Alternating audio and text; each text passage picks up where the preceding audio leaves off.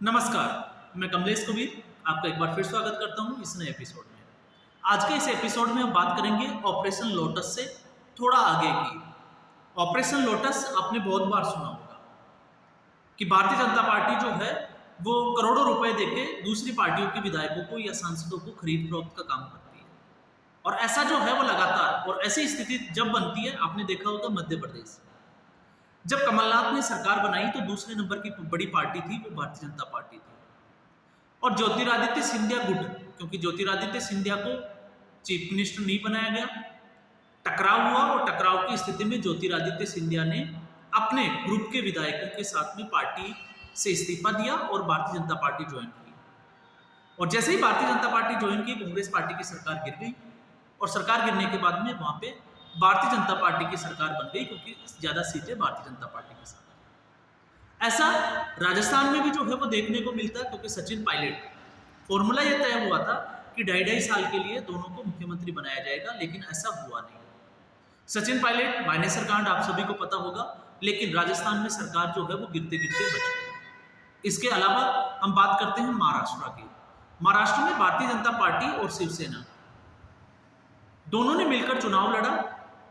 दोनों जो है वो मेजोरिटी की सीट पार्टियां थी, दोनों का गठबंधन जो है वो मेजोरिटी के साथ, पूर्ण बहुमत के साथ जो है वो सरकार बना रहा था। लेकिन उद्धव ठाकरे की जो मुख्यमंत्री बनने की महत्वाकांक्षा थी, उसके चलते शिवसेना और भारतीय जनता पार्टी, इन दोनों के बीच में दूरियां आई और शिवसेना चली गई महाविकास आघाड़ी में एनसीपी और कांग्रेस पार्टी के साथ। और जब सरकार चलती रही तो लगभग 2 साल के बाद में एनसीपी से अजित पवार और शिवसेना से एकनाथ शिंदे अपने ग्रुप के विधायकों के साथ में अपनी पार्टी को छोड़ के भारतीय जनता पार्टी के साथ चले गए।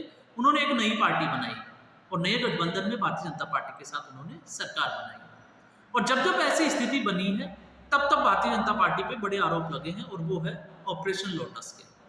लेकिन कहीं ना कहीं इसके पीछे अगर हम देखें तो असंतुष्ट नेता कहें, चाहे अनुशासनहीनता कहें, या पार्टी की जो हाईकमान है उसका इन मुद्दों पे ध्यान नहीं देना, या उनका नीचे के जो लोग हैं उनका नहीं सुनना, ये मुद्दे जो है वो ज्यादा हावी हो जाते हैं। कांग्रेस पार्टी चाहती तो ज्योतिरादित्य सिंधिया को बचा सकती थी, कांग्रेस पार्टी चाहती तो और जगह भी ऐसा कुछ कर सकती थी, लेकिन ऐसा जो है वो हुआ नहीं। और ऐसा हमने एक बार नहीं बहुत बार, जो भी कांग्रेस पार्टी को छोड़ के जाता है वो ऐसे ही बड़े आरोप लगाता है। फिर चाहे वो अशोक चौहान हो, चाहे इसके अलावा आपने देखा हेमंता बिस्वा शर्मा जो अभी मुख्यमंत्री है भारतीय जनता पार्टी की तरफ से, इसके अलावा मिलिंद देवड़ा, रोहन गुप्ता, गौरव वल्लभ, और सबका एक ही आरोप होता है कि कांग्रेस हाईकमान जो है वो सुनता नहीं है और वामपंथी विचारधारा वाले जो लोग हैं उनकी सलाह पे जो है वो चलता है। तो ऐसी स्थिति में जो है वो ये पार्टियां टूटती है, लेकिन आरोप लगाया जाता है भारतीय जनता पार्टी पे। लेकिन इस बार जो मामला है वो ऑपरेशन लोटस का नहीं होके एक बड़ा खेल, जिसको हम समझ सकते हैं, उसकी तरफ इशारा करता है। और ये सूरत, गुजरात की लोकसभा सीट सूरत से, जब सभी को पता है कि लोकसभा का जो परिणाम है वो 4 जून को आने वाला है, लेकिन सूरत लोकसभा सीट का जो है वो चुनाव परिणाम पहले ही आ गया। और इस बार जो है वो विजेता घोषित हुए भारतीय जनता पार्टी के मुकेश दलाल, निर्विरोध निर्वाचित हुए। और इसकी वजह क्या थी? इसकी वजह थी कांग्रेस पार्टी के नीलेश कुंभानी। जब भी कोई प्रत्याशी अपना नामांकन दाखिल करता है तो उसके लिए उसको 3 प्रस्तावकों की, या हम कहें कि 3 गवाहों की जरूरत पड़ती है। और ज्यादातर हमने देखा है कोई भी पार्टी जब भी किसी प्रत्याशी को जो है वो कैंडिडेट बनाती है और जब वो अपना नामांकन करने जाते हैं तो उसका जो प्रस्तावक होता है वो पार्टी का ही कोई कार्यकर्ता या उस पार्टी से जुड़े हुए जो है वो नेता होते हैं। लेकिन नीलेश कुंभानी ने अपना जो प्रस्तावक बनाया वो अपने रिश्तेदारों को बनाया। तो उनके जो प्रस्तावक थे कुंभानी के, वो थे उनके बहनोई, और उनके बहनोई का नाम था जगदिया सांवलिया, और इसके अलावा 2 उनके बिजनेस पार्टनर दुर्विन दामेलिया और रमेश पोलरा। इन तीनों को उनका प्रस्तावक बनाया गया, उनके हस्ताक्षर लिए गए, और जब उन्होंने नामांकन भरा तो ये तीनों लोग अनुपस्थित थे। और उसके बाद में इन तीनों ने ही जो है वो एक आरोप लगाया कि उनके हस्ताक्षर जो है वो वैध नहीं है, मतलब उनके जाली हस्ताक्षर किए गए। और उसके बाद में उनके जो है वो बताया जा रहा है कि वो प्रस्तावक आए भी नहीं और उसके बाद में वो अभी तक मिले भी नहीं। तो इससे आप अंदाजा लगा सकते हैं कि कांग्रेस पार्टी की इस वक्त स्थिति क्या बनी हुई है। इसलिए उनका नामांकन जो है वो खारिज हो गया। और नीलेश कुंभानी ने, अब हम प्रस्तावकों की बात करें कि एक बार विचार आता है लोगों के कि ये प्रस्तावक जो था वो भारतीय जनता पार्टी के बहकावे में आगे होंगे, उनसे पैसे ले लिए होंगे और गायब हो गए होंगे। तो नीलेश कुंभानी जो कांग्रेस पार्टी के जो प्रत्याशी है, उन्होंने ऐसा ही एक गेम खेला और वो गेम था डमी कैंडिडेट, क्योंकि एक प्रत्याशी के साथ में एक डमी कैंडिडेट भी होता है और यहाँ पे सुरेश पड़साला। तो जो डमी कैंडिडेट का जो पर्चा भरा गया वो भी ठीक इसी तरह से भरा हुआ था, इसलिए कांग्रेस पार्टी का वहाँ पे कोई भी प्रत्याशी जो है वो नामांकित नहीं हुआ। और बाकी जो बचे हुए जो जितने भी जो निर्दलीय जो सांसद खड़े नामांकन भरा था, उन्होंने अपने पर्चे, अपने नामांकन जो है वो वापस कर लिए।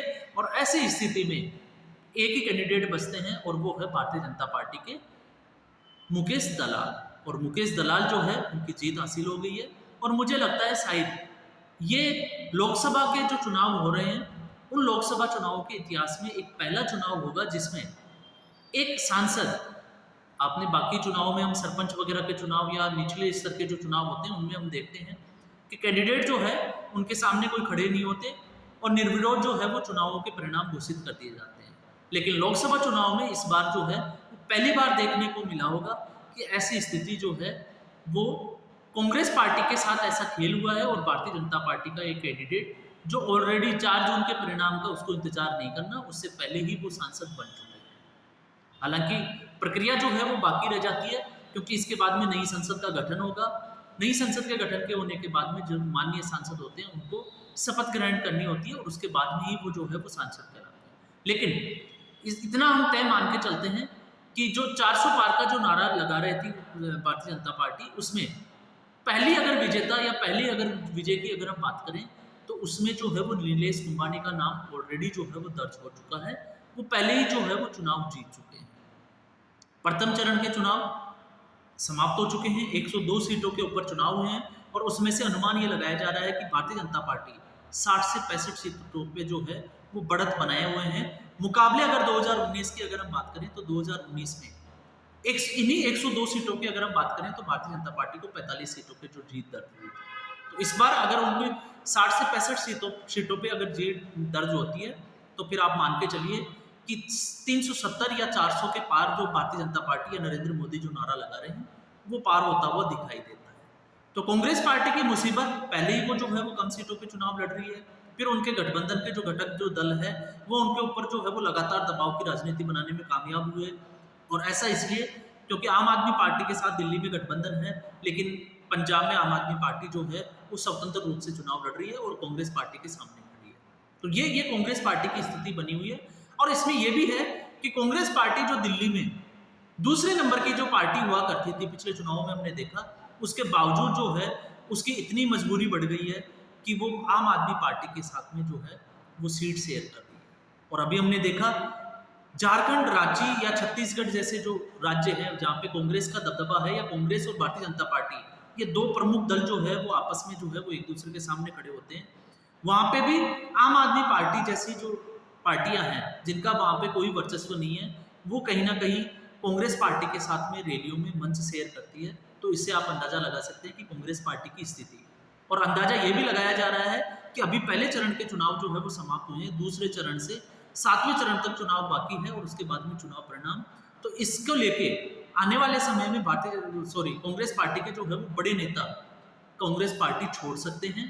ये अनुमान जो है वो सटीक तौर से जो है सारे राजनीतिक विश्लेषक, आप जो भी मीडिया हाउस वगैरह पे देखते हैं, वो इसी तरह का विश्लेषण अपना जो है वो लोगों के सामने रख रहे हैं।